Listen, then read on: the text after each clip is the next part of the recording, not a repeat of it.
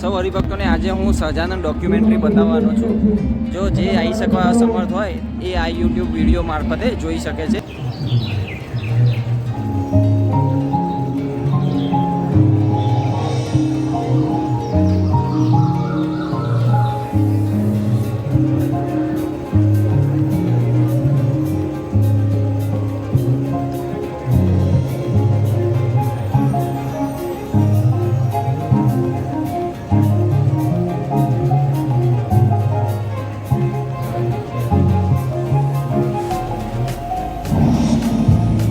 देखो, कंपनी में पहले जितना काम नहीं है, तुम दूसरी नौकरी ढूंढो.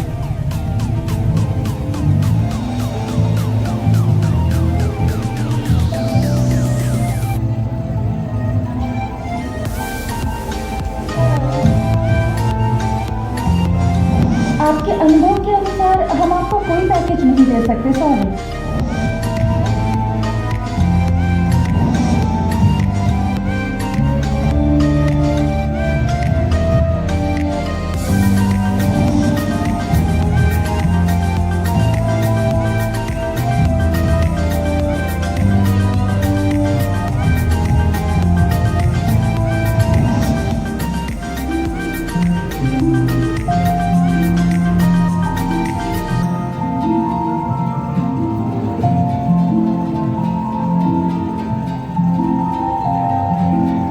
सभी पड़ोसी पूछ रहे हैं तुम्हारा बेटा काम पर क्यों नहीं जाता. मैं क्या जवाब दूं सबको. जवान बेटा घर पर बैठा अच्छा नहीं लगता.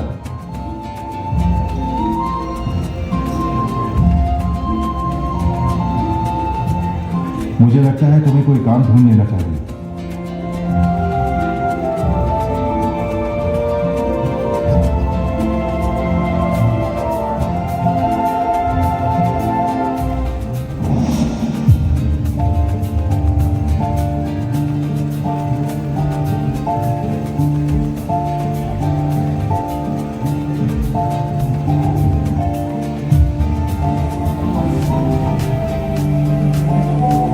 Sure, let's hang out on Sunday.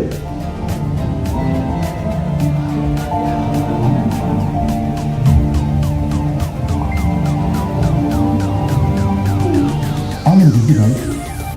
I already have other plans, bro. Sorry, guys. Next time for sure.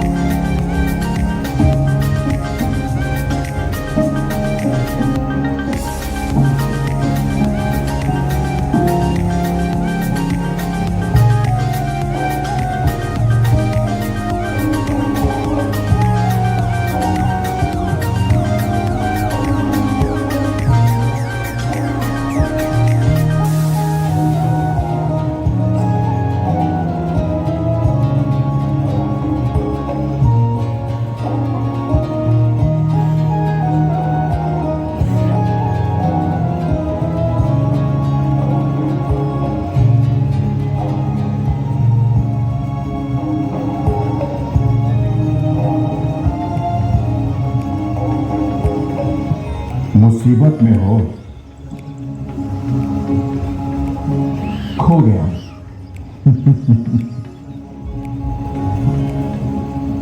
ये तो बहुत अच्छी बात है.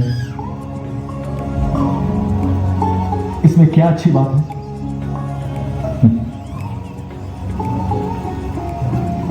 इस दुनिया में तुम्हारे जैसे बहुत से लोग खोए हुए हैं. अच्छी बात तो ये है कि तुम्हें पता है. पता होने से क्या फायदा. खुद को नहीं थोड़ी ना जाऊंगा.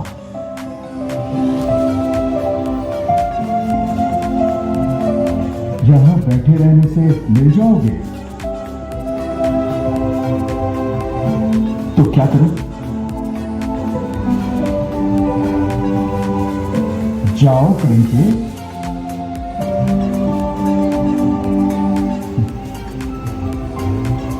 कहां? जेतलपुर धाम। वहां जाने से क्या होगा?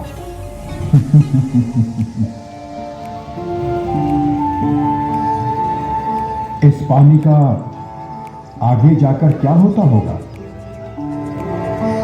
क्या पता, वो तो पानी के साथ बहेंगे तभी पता चलेगा।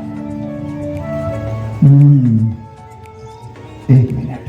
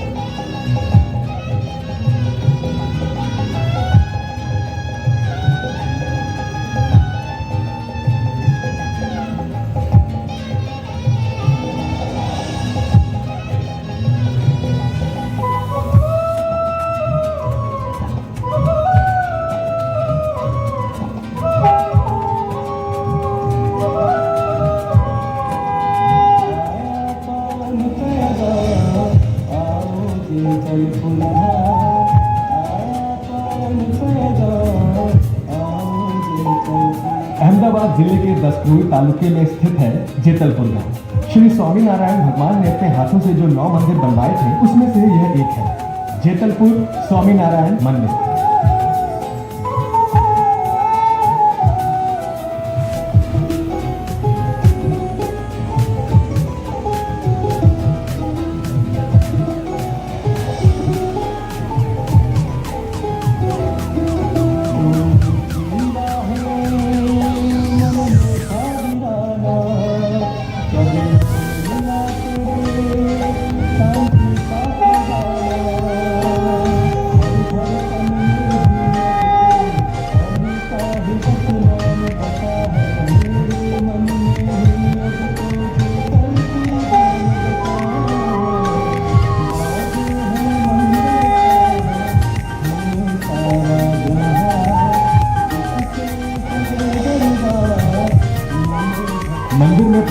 आते ही बाईं ओर है ये गंगा माँ का कक्ष। गंगा माँ को संप्रदाय के सभी हरिभक्त माँ कहकर ही संबोधित करते हैं। पता है क्यों? इसके पीछे भी श्री हरि की एक सुंदर लीला छिपी हुई है। चलिए बताते हैं आपको। उद्धव संप्रदाय के श्री रामानंद स्वामी ने गंगा माँ को एक व्रत दिलवाया था कि वह तभी भोजन करेंगी जब किसी अतिथि को पहले भोजन करवा दे। इसी कारण गंगा माँ किसी अतिथि को भोजन कराए बिना स्वयं कुछ नहीं खाती थी। एक बार ऐसा हुआ कि तीन दिनों तक कोई अतिथि गंगा माँ के पास आया ही नहीं। तीसरे दिन उन्होंने भोजन तैयार किया, लेकिन खुद भूखी थी। अतिथि की खोज में वो गांव में निकल पड़ी। उन्होंने दूर दूर तक खोज की, लेकिन कोई मेहमान नजर नहीं आया। भूख से व्याकुल गंगा माँ हिम्मत नहीं हार रही थी। तभी एक ग्रामवासी ने उन्हें बताया, ज्ञान वाव पर एक जोगी बैठे हैं, सीधे वहां पर। गंगा माँ तुरंत ही तीव्र कदमों से ज्ञान वाव की ओर बढ़ी और फिर जो उन्होंने वहां देखा, जेतलपुर की ज्ञान वाव पर एक बाल जोगी बैठे हैं। दुबला पतला शरीर, लेकिन ऐसा तेज कि देखने वाले की आंखें नम हो जाए। स्नेह से भरी आंखें और अत्यंत मनमोहक स्वरूप। ज्ञान वाव पर बैठे उस 18 वर्षीय तेजस्वी नीलकंठ वर्णी को देखते ही गंगा माँ के हृदय में वात्सल्य की लहरें उठने लगी। मैं आपसे आग्रह करती हूँ, चलिए। लेकिन चंचल चकोर दृष्टि लीला में मग्न नीलकंठ वर्णी यूं कैसे मान जाते? उठिए, चलिए। आखिरकार गंगा माँ ने उन्हें अपने कंधे पर उठा लिया और घर ले आए। पर वर्णी तो वर्णी है, घर आकर भी भोजन नहीं करते।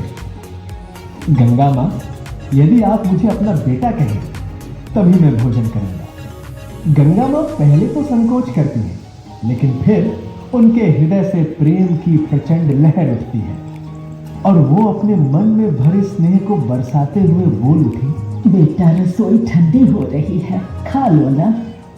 और फिर नीलकंठ वर्णी भोजन करने लगते हैं। बस फिर क्या था? जिन्हें स्वयं श्री हरि माँ कहकर पुकारते थे, उन्हें संपूर्ण संप्रदाय ने भी गंगा माँ कहकर संबोधित करना शुरू कर दिया।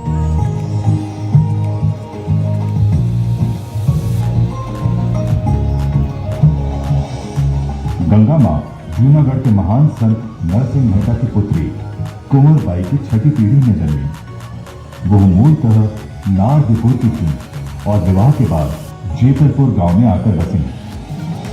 वे श्री स्वामी नारायण भगवान की भगवनिष्ठ सेवा में निरत परम भक्त थे, जिन्हें स्वयं भगवान स्वामी नारायण माँ कहकर पुकारते थे।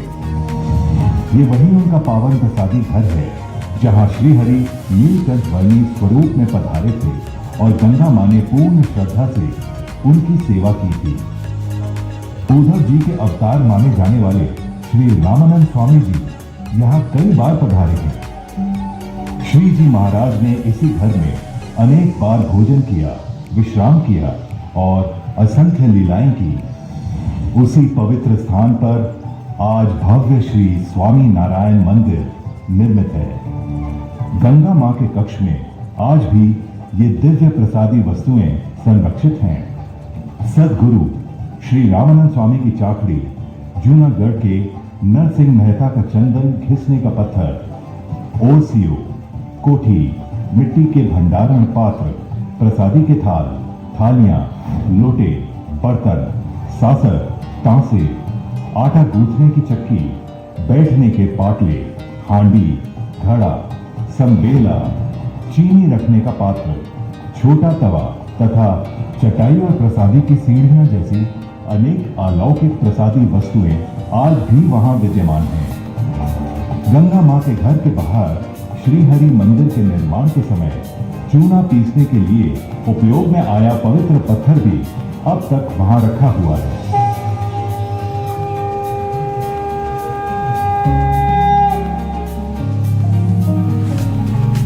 गंगा माँ के कक्ष से सटा हुआ है यह भव्य जेतलपुर धाम मंदिर।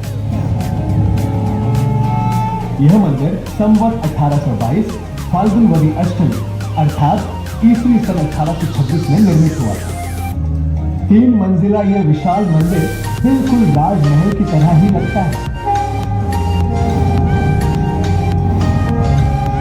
इस भव्य मंदिर के निर्माणकर्ता थे श्री आनंदानंद जी स्वामी, जो पहले राजस्थान के भरतपुर राज्य के राजा नवल सिंह जी थे। उन्होंने अपनी बुद्धिमत्ता और वास्तुशिल्पीय प्रतिभा से इस भव्य मंदिर की रचना करवाई थी।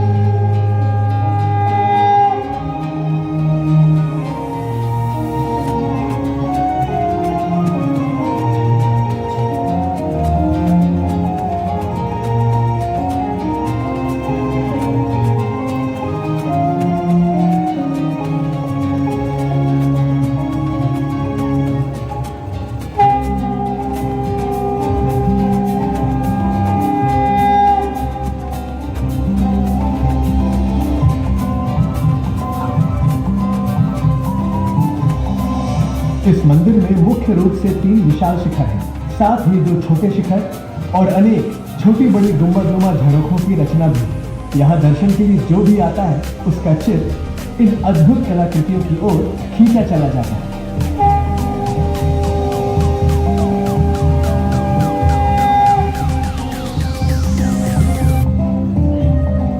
मंदिर के मुख्य कक्ष में विराजमान है श्री रेवती जी, बलदेव जी और श्री हरिकृष्ण महाराज। बीच की मूर्ति श्री बलराम जी की है, जो भगवान श्री कृष्ण के बड़े भ्राता हैं। उनके साथ में उनकी पत्नी श्री रेवती जी। और तीसरी मूर्ति है स्वयं स्वामी नारायण भगवान, अर्थात श्री हरि कृष्ण महाराज। इन मूर्तियों का इतिहास बेहद रोचक है। गंगा माँ के दादा श्याम जी मेहता को एक बार स्वप्न आया। भगवान ने उनसे कहा, तुम कुछ स्थान पर खुदाई करो, वहां पर हमारी मूर्तियां मिलेंगी, तुम उनकी सेवा पूजा करना। मुगल काल में मंदिरों को जब ध्वस्त किया जाता था, तब इन दिव्य स्वरूपों को बचाने के लिए उनको भूमिगत कर दिया गया था। उन्हें बाद में फिर से निकाल कर भक्ति भाव से प्रतिष्ठित किया गया। खुदाई में प्राप्त स्वरूपों में शामिल थे श्री रेवती जी, बलदेव जी, श्री लक्ष्मण जी, श्री राधा कृष्ण जी, पांडव, कुंती जी और बलिया देव। इनमें से बलिया देव को लांभा गांव में पधराया गया। श्री राधा कृष्ण देव गंगा माँ के पास रहे। पांडव और कुंती जी के स्वरूप को नायकों को सौंपा गया और बाकी बचे 3 स्वरूपों को स्वयं श्री स्वामीनारायण भगवान ने जेतलपुर मंदिर में स्थापित किया। तीसरी मूर्ति को श्री हरिकृष्ण नाम से अभिहित किया गया। 3 दशक पूर्व यहाँ श्री स्वामीनारायण का बाल स्वरूप श्री घनश्याम जी महाराज की नयन रम्य प्रतिमा भी स्थापित की गई। श्री स्वामीनारायण संप्रदाय की परंपरा अनुसार स्त्री भक्तों के लिए अलग से मंदिर हवेली का भी प्रबंध है, जहां वे भजन, उपासना और ध्यान कर सके। गंगा माँ अपने विवाह के समय जो राधा कृष्ण के दिव्य स्वरूप करियावर में लाई थी, वो आज भी बहनों की हवेली में प्रतिष्ठित है। और साथ ही वहां है श्वेत संगमरमर में तराशी गई श्री घनश्याम जी महाराज की अनुपम प्रतिमा।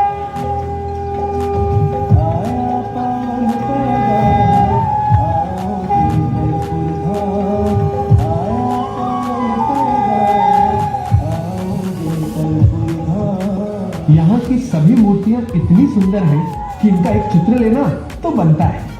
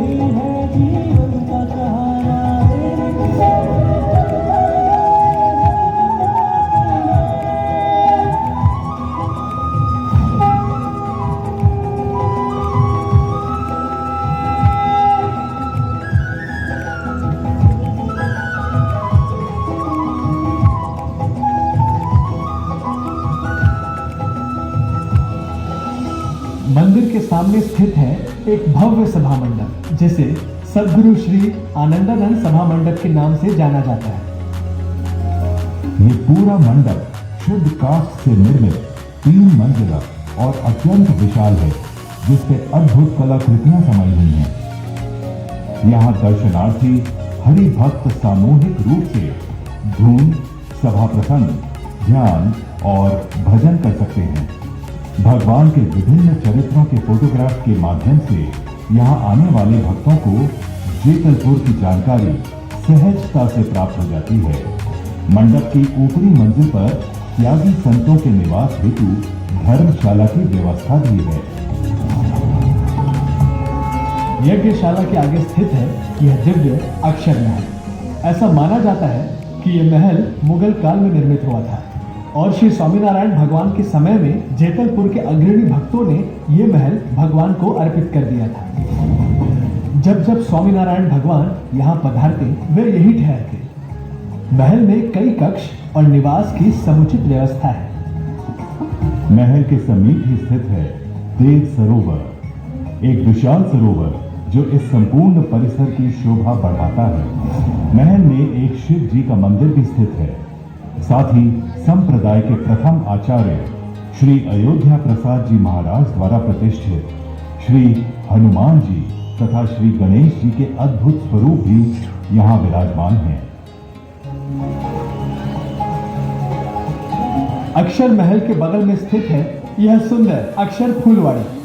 जेतलपुर के ग्रामीण भक्तों ने भगवान श्री स्वामीनारायण की अद्भुत महिमा और अलौकिक ऐश्वर्य को देखकर संतों के निवास और उत्सव समारोहों हेतु ये विशाल भूमि श्री कृष्ण को समर्पित की, जो आज अक्षर फूलवाड़ी के नाम से जानी जाती है।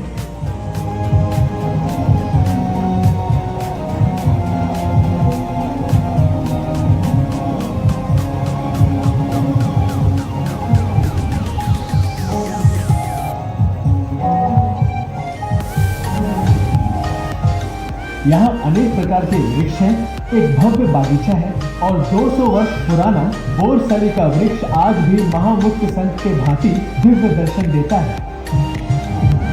यही वह स्थान है जहाँ लगभग 200 वर्ष पूर्व आदि आचार्य श्री अयोध्या प्रसाद जी महाराज द्वारा श्री स्वामीनारायण संस्कृत कॉलेज की स्थापना की गई। आज भी यहाँ लगभग 100 ब्राह्मण बटुकों को निःशुल्क वेद अध्ययन कराया जा रहा है, जिनके रहने, खाने, पहनने और अध्ययन सामग्री की संपूर्ण व्यवस्था बिना किसी शुल्क के श्री स्वामीनारायण मंदिर जेतलपुर धाम द्वारा की जाती है।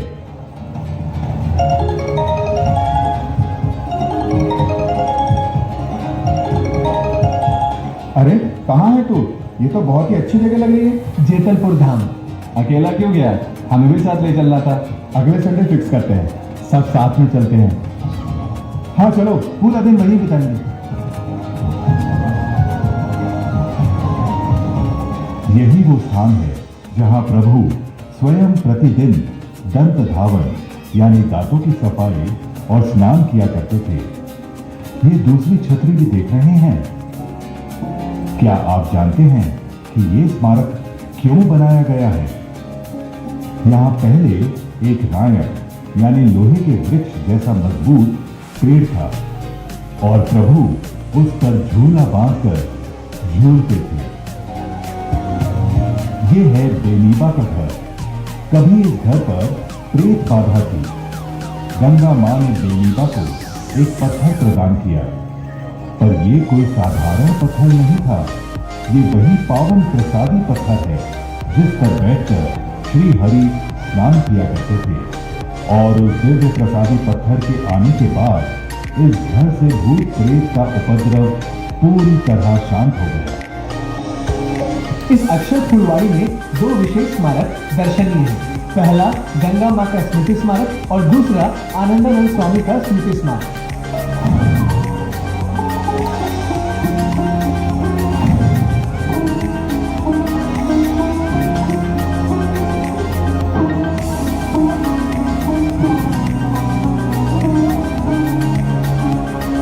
अभी जिस वृक्ष के नीचे मैं खड़ा हूँ उसका नाम है बोरसली का पेड़। और अब तक तो हमें ये भली भांति समझ में आ ही गया है कि भीतरपुर धाम की कोई भी वस्तु, चाहे वो छोटी हो या बड़ी, सामान्य नहीं होती। तो ये वृक्ष कैसे साधारण हो सकता है? यह वृक्ष 400 वर्षों से इस भूमि की छाया बना हुआ है, और उससे भी बढ़कर ये वही दिव्य वृक्ष है जिसके नीचे स्वयं श्री स्वामी नारायण भगवान सत्संग किया करते थे। बोलो, है ना ये भी एक प्रसादी का वृक्ष?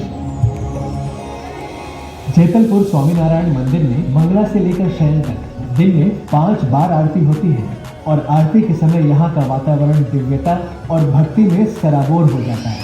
तो अब संध्या आरती का समय है, तो आइए हम सब मिलकर पूजा और अर्चना करें और भगवान की असीम कृपा का लाभ लें।